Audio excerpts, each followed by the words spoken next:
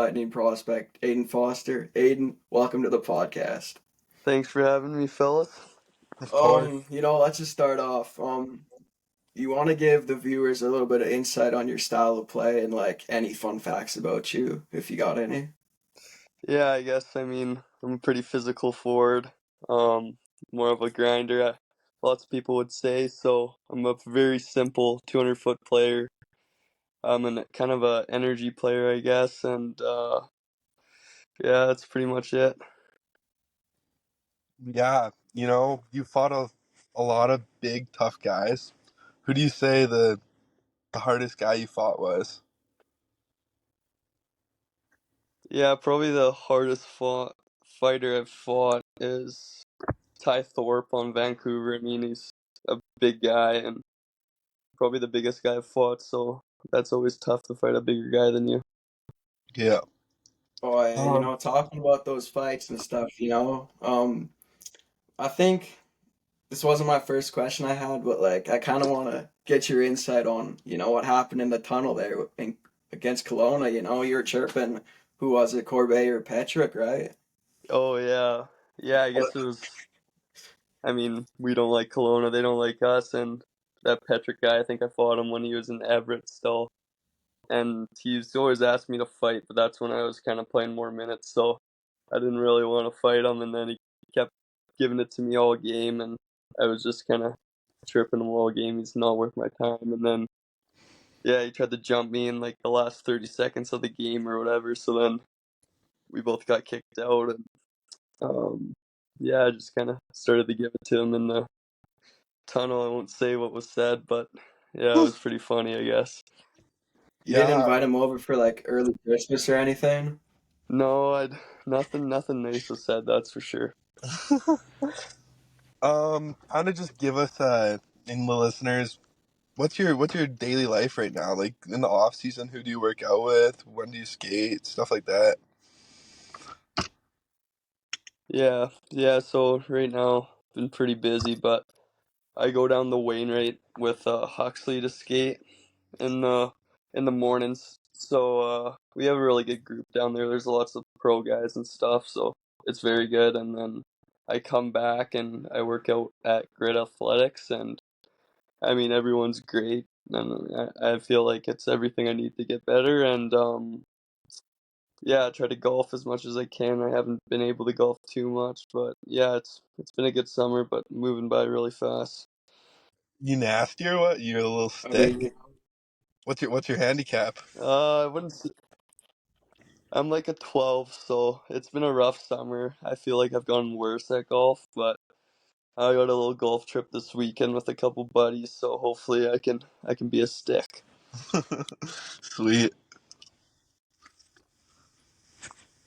yeah, you obviously said that you go to Wainwright and skate and stuff. You had that charity game last week. Kind of like, what was that experience like? Playing against. Obviously, they weren't going 100%, but playing against some like NHL guys like Bobby McMahon, and then obviously you're on Susie's team too. So like, what was that like? Yeah, it's lots of fun. That game was pretty packed and just a good time, and the guys are great. So it was my second year playing in it, and my team actually won, had a couple points, so it was a fun night. And those guys, they're easy to play with, but really hard to play against. So it makes me better, it makes kind of everyone better, and you learn lots. Did Bob Stauffer give you any words of encouragement? He's probably a good coach. Yeah, he did give us some funny stories. He's pretty hilarious, and yeah, in the intermissions, he came in just cracking jokes and saying pretty random stuff. But yeah, he's a funny guy, that's for sure. So, being the big physical player you are, like, did you always have that through minor hockey? Like, did you always have that edge to you, or was that something you kind of had to find more as you went into junior hockey?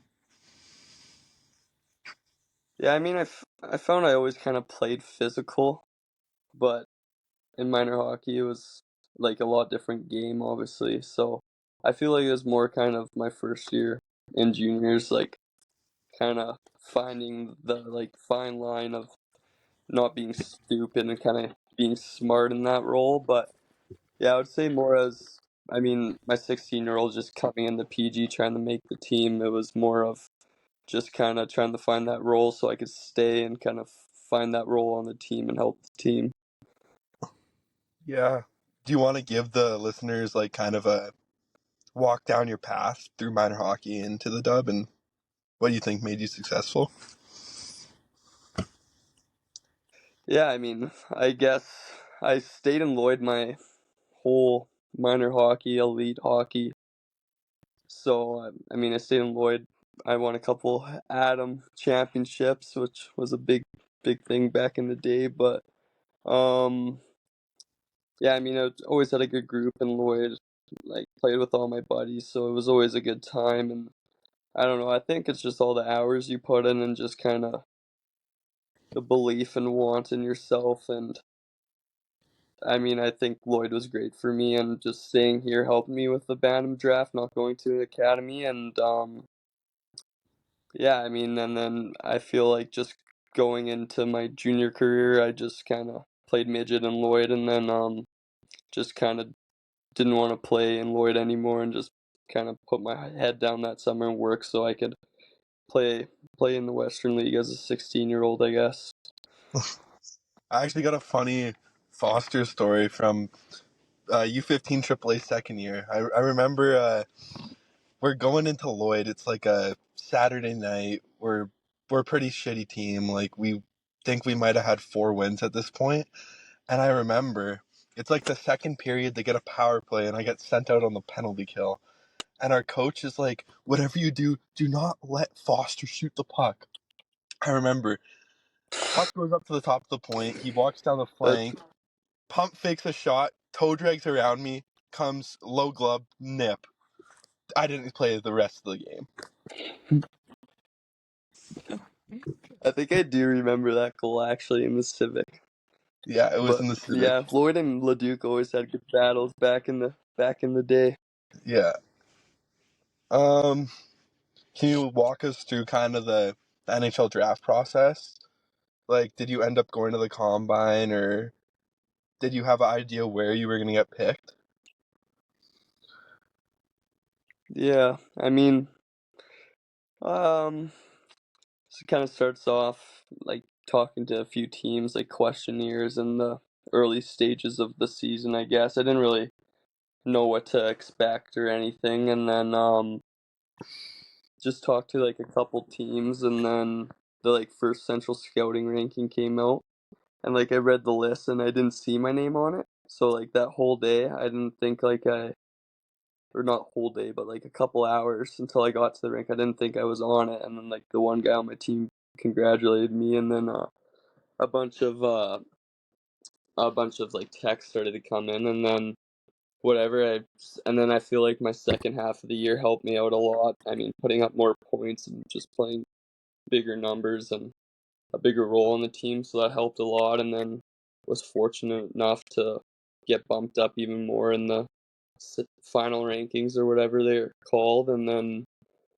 I mean, I just think it's like interviews. All the teams are kind of trying to see what type of player you are, but more of type of person you are, because they already know how you are as a player. So just talked to a few teams, and then talked to quite a bit of teams by the end of the year. And then more as I got home, it was more like Zoom calls and phone calls with GMs and different head scouts and stuff like that. And then, yeah, I didn't really know what to expect. I mean, obviously, like my agent has a range or whatever, but honestly, going into that day, I kind of had like a top 5 teams and didn't really think anything else. Like, it's a draft. You never know what could happen. You always see guys go undrafted and guys get drafted that you don't think would have got drafted. So kind of just went into it not knowing too much except for like the 5 teams. I thought for sure it would be one of them. And yeah, and then I got around to the end of the third round. I was like, oh, holy crap. Like, I honestly have no clue. And I didn't know how anything would really happen. And then got to the fourth round, and I was honestly, because it was the end of the fourth round, I was like, oh, like, I was trying to look in the order to see like where I could go, and then I saw Florida with back-to-back picks at the end of the fourth round. So then I was like, okay, maybe I'll go to Florida because they were like #1 ranked for talking to me and like showing the most interest. So I was like, back-to-back picks. There's probably a high chance I could go there, and I was kind of told and thinking like fourth to sixth round it could be. So if I did get drafted, so then I was kind of just waiting for that, and then I was actually sitting with my family, and then my sister heard like Aiden Foster in the background, and I wasn't really like paying too much attention because like the broadcasters were talking over.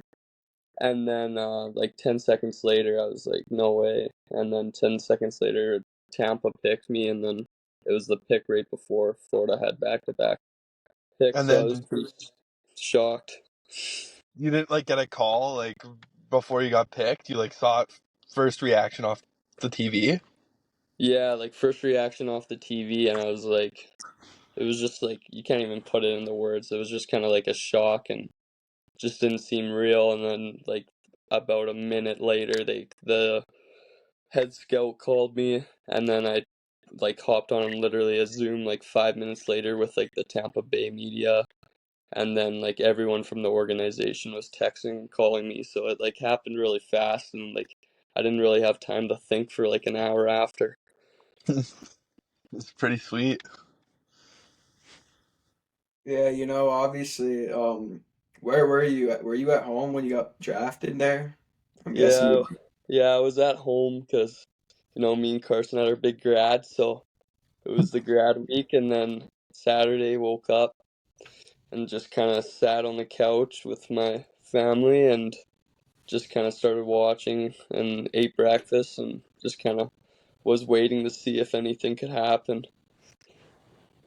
How hungover were you after that grad party? I know you went to the other one too, so Yeah, not I mean, it was a hungover, not fun bad. week. It was a fun week. I mean, I Yeah. think everyone enjoyed themselves, so it was fun to be back and graduate with all the boys and see everyone. So I was feeling good though, actually. I woke up pretty nice and got some waters in me, and I was good. That's good. Do you just tell us what it's like playing in Prince George? Like, great fan base there. You guys have been on your first year, your 16-year-old year. You guys went on a deep run. Just kind of tell us what it's like to play in Prince George. Yeah, I mean it's a lot different than what I was used to. I mean, coming from Lloydminster, it's a pretty small town, as Carson knows, so there's not much here, but I remember like my first time in Prince George for my 15-year-old camp, and just like how cool I thought the city was. I mean, being in like the mountains and having the river and everything, like, and it just seems so big too. So it's a great city, and I mean, then once I started playing there, like my first year, like we started to get the fans back, and then we went on a run, and it was just crazy, like selling out the rink on weekends during the season, and then playoffs is so electric, you can't even describe it. And then couldn't have asked for a better like group of guys, and all the older guys, and then the guys I went in with, like it just was honestly the most fun I've had in my hockey career those last 2 years, and great city for sure. Um, you played with some sick guys there too. Just like kind of tell us what it's like playing with like Height and um Zimmer, guys like that. Like super skilled, also NHL draft picks, high picks. Like, what's that like?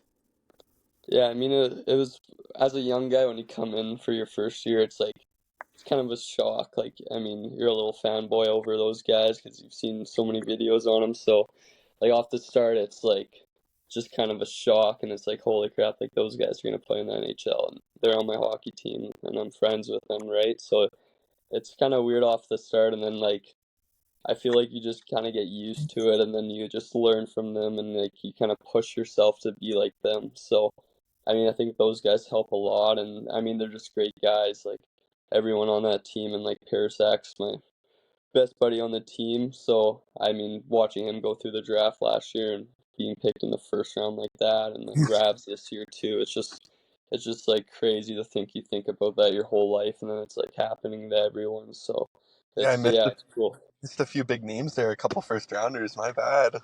Yeah, it's pretty crazy. I mean, like the last couple of years, all the Cougars that have been getting picked. It just kind of shows that they're doing something right up there.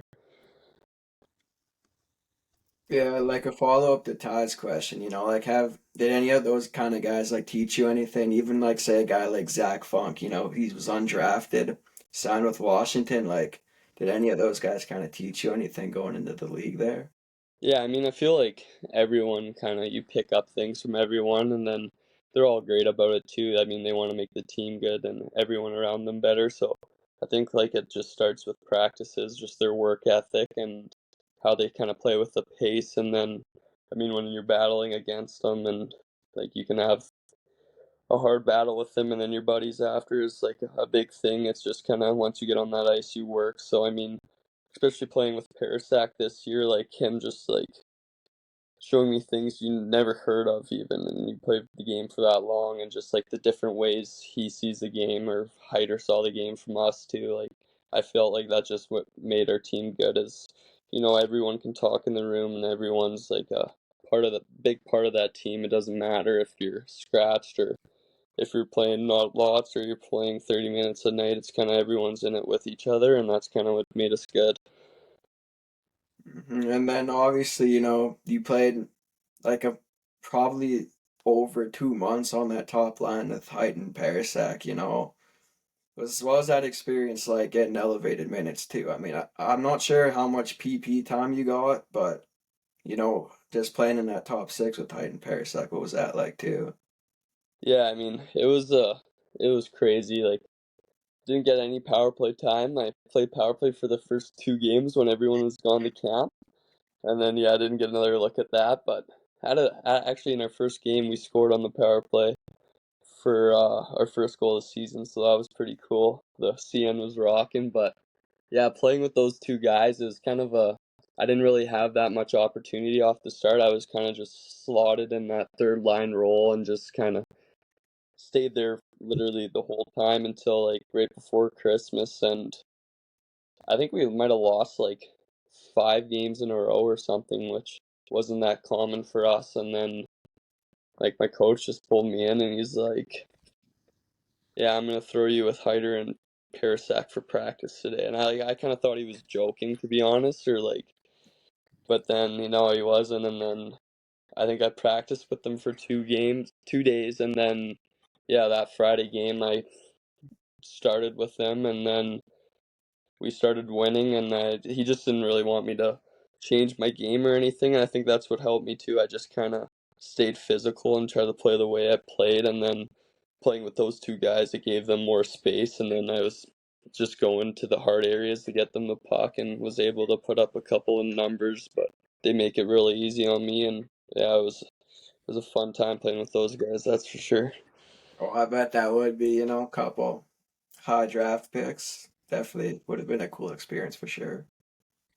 I got a question. So it's let's set the scene here. It's like the 2022 Alberta Cup Final. Aiden Foster gets the chance to come down on the best goalie in Alberta probably in a sudden death shootout for the win. Just kind of walk us through that experience. Like, do you remember like what you were thinking in the moment and stuff? Yeah, so it was a pretty funny story because I mean, so after it went into shootout, we were like, whatever, like in our little huddle, and coach is talking, and then he goes, "Who wants to shoot?" And like the first three guys that put up their hand got to shoot, so I put up my hand third, like pretty fast, and then he was like, "All right, Fozzie, you're going third," and I was like, "Holy crap!" Like I was kind of like I was shitting my pants a little bit, but. And then the other team, like two guys on their team mishandled the puck, and a guy on our team mishandled and lost the puck too. So I was like, okay, well, I only had really one move when I was that young, was fake shot, go to my backhand. I've done it every single time. And then I was like, oh crap, like I don't know what to do. So I kind of just blanked, and then it was my turn to go, and I just literally came down kind of a muffin too. I just kind of floated it and it somehow hit his glove and trickled in. I still don't know how it actually went in, but it was a pretty lucky bounce, and I mean, the rest was just like kind of shocked, and it happened so fast once again. I didn't really know what to do, and then all the guys kind of started coming at me, and then I threw my gloves, and it was crazy. It's a long time ago now. It's kind of crazy to think about.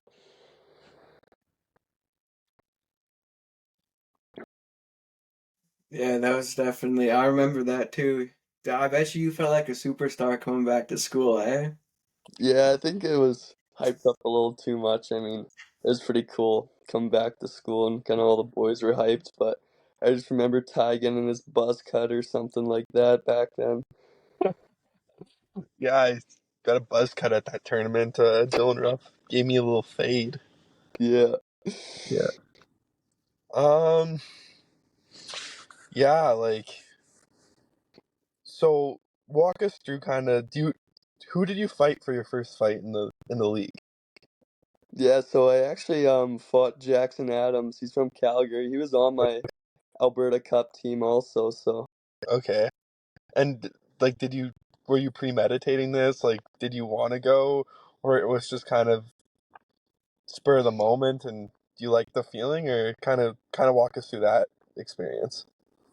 yeah, I mean, like it was kind of didn't really know too much or anything. It was so in camp I like got cross-checked. I was still in a cage too, and I got cross-checked in the cage by this like 20-year-old that was like a camp invite. And then like he like cross-checked me again, and I was like, "You want it?" And I had no clue what I was doing. And then he just shedded me, like ripped my bucket off, and then I actually got some like good shots on him because he was like a lot heavier than me, but a lot shorter than me.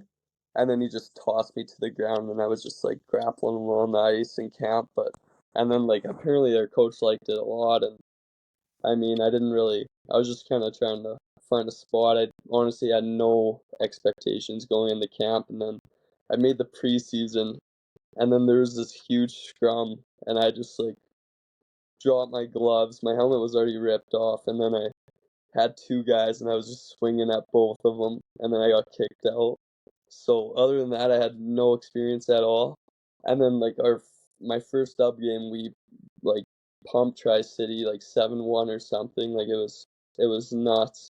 And then the next day we played them again, and we were down like 3-2 or something like that. And then I was getting like pretty pissed off at just their D-men, big D-men, and I was like, I came in the first intermission. I'm like, I'm gonna go. I told Parasite, I'm gonna fight someone, and I didn't really know who or what I should do because this one guy was kind of coming after me all game, but it was Terrell Goldsmith, and I was like, or no, it wasn't Goldsmith because he was from PA. It was some big guy with a beard. My first year, I don't even know who it was.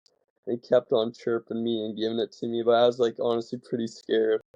And then, yeah, off a draw, it was Jackson Adams lined up against me. I mean, we were buddies. Like, we were going at it all game, but we were buddies from Alberta Cup. And then we kind of like, the puck was dropped and it was in the centerman's feet. And then he kind of cross checked me from behind and I fell into the pile.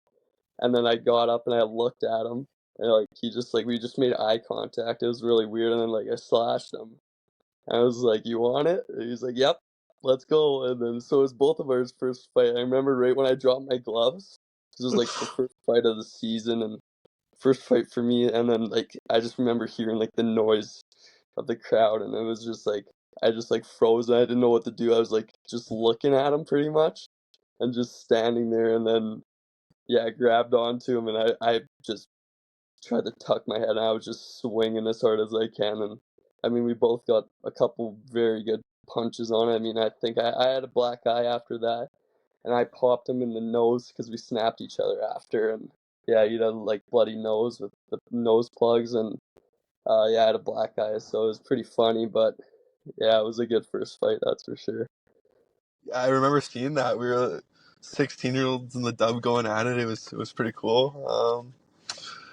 Yeah. So right after the draft, were you just straight to Tampa for dev camp, or? Yeah, so I literally got drafted that Saturday, and then I spent 6 hours at home, and drove to Edmonton, and I flew out that night at midnight. So it was quick. kind of give us the dev camp experience. Like, give us a walkthrough of the whole week or the weekend or whatever it was. Okay. Yeah, I mean, it once again, like, it happened so fast, and I was just kind of shocked to get down there. So I was still kind of recovering from the grad week, that's for sure. So when I got in there, I think it was like Sunday morning at like 10 a.m. or something, and the time changed. So I was already tired because I had 3 late nights before that.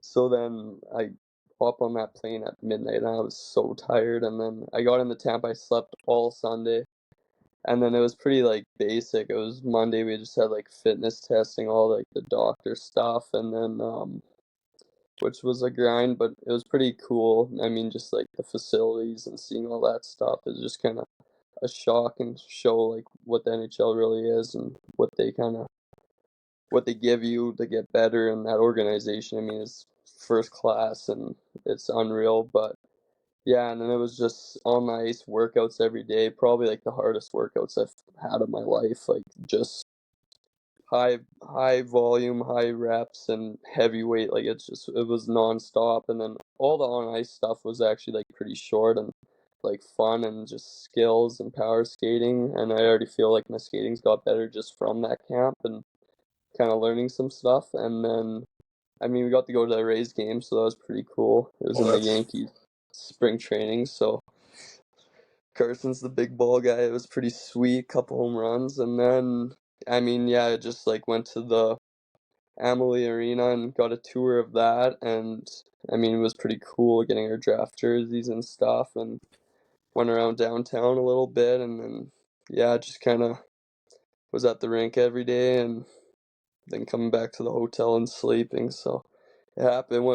I was down there for 8 days, and it just went by super fast, and it was just cool, kind of meeting everyone. And I mean, Kucherov and Hagel were still down there, just staying down there training in the summertime. So meeting them was pretty cool. Two guys like that, and I mean all the other drafted guys and the older guys in the A and Coast. It was pretty sweet. that's really cool. Yeah, like are you a big football guy, big baseball guy? Like what's your next go-to sports? Like Yeah, so I mean, I gotta say baseball because I played baseball growing up and always loved balls. So I'm a big baseball guy, but yeah, I do love football quite a bit. I don't get to watch it as much as I want. Just usually like Thursday night football, and then we're playing Saturday, and then the odd Sunday I can watch. But I do love football, so it's pretty cool. I actually met a prospect also in our hotel, just this oh, big jack guy. I don't know who he was. He was number 36 because he was in all his gear, not a gear, but like workout stuff. And I was in the elevator with them, and it was pretty cool seeing him. And then we got to so see you're the football stadium, and it was huge. so you're definitely gonna go check some Bucks games out there, or Yeah, I mean, I never been to an NFL game, so it'd be pretty sweet to go to one. But in PG, do you guys have a little fantasy football league, or you do one with your buddies from home, or yeah, so I had one with my buddies from home because I mean, one of my best friends, he was a quarterback, so he's a big football guy. And then yeah, in PG, I mean, we kind of do everything like hockey, football, like the most random stuff too. March Madness is a big one for us.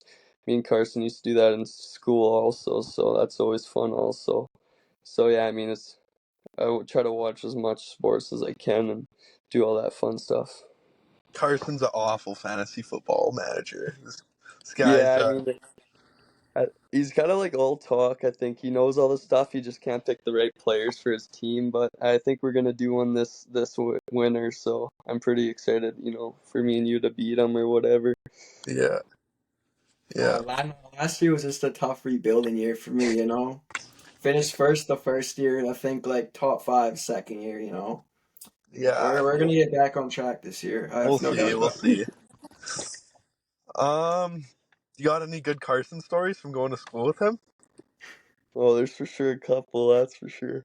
No, I just always like I don't know any funny ones off the top of my head that I could throw him under the bus with, but I just remember it would always be fun. I mean, when we were in a class with each other, we would just always everything sports, and I mean, Carson knows freaking everything about every sport and player, so that was always cool hearing stuff from him. And then, I mean, just him doing some devious stuff, and I mean, all the trips going back and forth, all the competitive like games we would play outside and gym and stuff. It was always fun.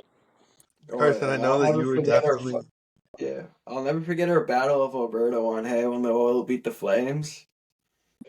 Yeah, that was always the worst thing is him texting me during Oilers and Flames games, the BOA, and all those Oilers fans are just kind of crazy. But those were not usually always fun for me, but we had our years that it was fun, that's for sure. Yeah, I remember me and Foz played on a Alberta Winter Games team together in Pee Wee, and we're sitting on the back of the bus, and this guy tells the boys he's a Flames fan, and I've never heard like just like a pin drops. We're like, why the fuck are you a Flames fan? Yeah, yeah, always got it given to me. There's not much a Flames fan over in Lloyd or even around Edmonton, so I never really had a Flames fan to cheer with, so it was always kind of me by myself and getting it give to me, so that was always fun. So before you leave, like I don't know if Carson has a few more questions for you, but I got one last one for you. So just like kind of tell us what's gonna be going on here for like Lightning Camp and like how you're gonna transition through everything coming up here, coming into the start of the season.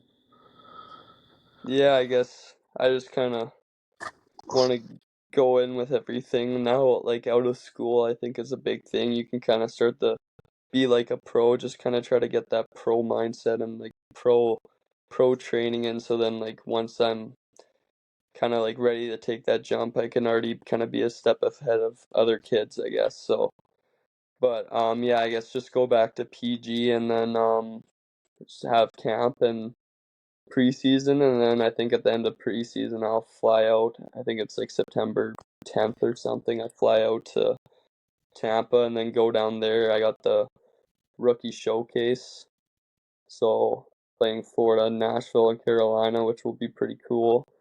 And then just kind of go down there and just try to stay as long as I can, I guess, and just kind of make a name for myself and just play my game, and then come back to PG after camp and just kind of everything I learned just to kind of start trying to be like a pro, I guess, and be a leader on the junior team now and try to, I mean, win a championship. Yeah, it's awesome. Carson, you got anything? I mean, like, I want about PG. You kind of talked about the atmosphere. What's it like in the playoffs? Like the PG whiteout, like that looks just so sick online and stuff.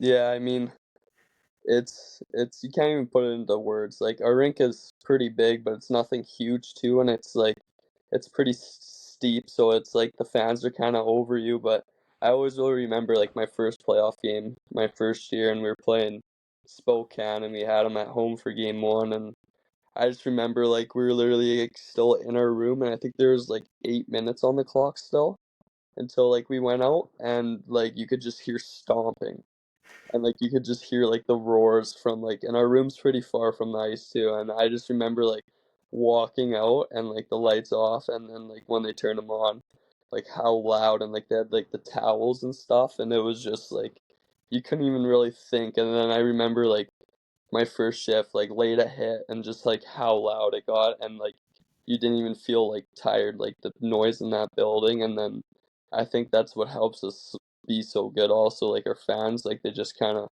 the energy they give us, and then it just we can buzz from there pretty much.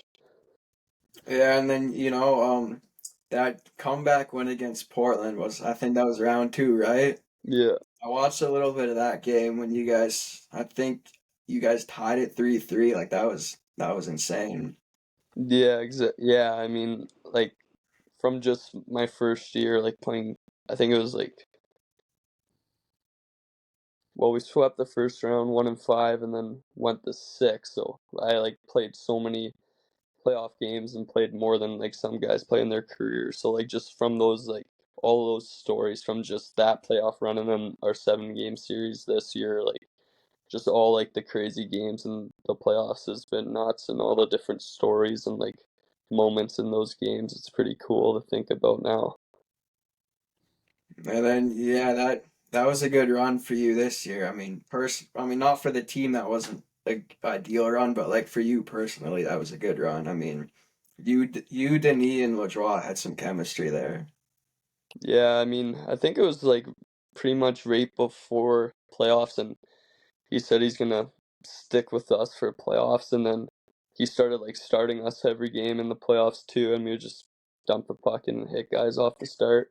And then I don't know what we were eating or like what kind of clicked at all, but like I think I had 9 assists all year and then having 6 assists in the playoffs. Like I don't know how the heck that happened or anything, but I think it was just like we wanted to win so bad that it was just we were kind of just going and there was no thinking and we were just playing our best hockey. And I mean to come back and make it a 3-3 series after being down 3-1 was pretty sweet, but not the way we wanted to end. But I mean it was a step forward, and bringing it back to PG was pretty sweet, but just not able to get it done kind of still hurts, I guess.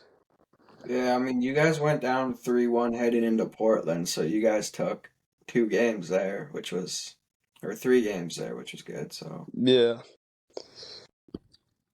Actually, I got another thing. You got any good stories from the boys, like from a Carson Carrolls or Parasak or like a Ravensburg? You got any? Nothing too crazy, but any good stories from your 2 years in PG so far? Oh, geez.